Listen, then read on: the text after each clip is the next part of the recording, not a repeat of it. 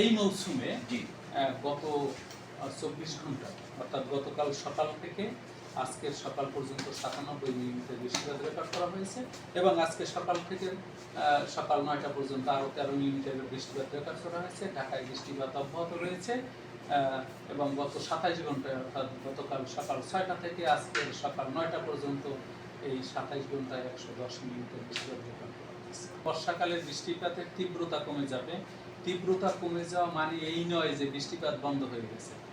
Daily 1 পশলা 2 পশলা 3 পশলা বৃষ্টিপাত হয় বর্ষাকালে, তা অব্যাহত থাকবে। তবে বৃষ্টিপাতের যে তীব্রতা, ভারী থেকে অতি ভারী বৃষ্টিপাত, তা অনেকটা অর্ধেকে নেমে এসেছে। যেমন দেশের দক্ষিণ পূর্বাঞ্চলে বৃষ্টিপাত ছিল 200 মিলিমিটার 300 মিলিমিটার এইরকম করে, কিন্তু তা কমে গিয়ে তীব্রতা কমে মানে এই বৃষ্টিপাতের পরিমাণ অর্ধেকে নেমে এসেছে।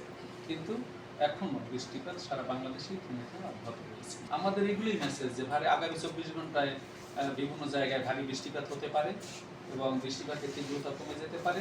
16 তারিখ থেকে মৌসুমি বায়ু সক্রিয় থাকার কারণে পুনরায় বৃষ্টিপাতের তীব্রতা আবার বাড়তে পারে।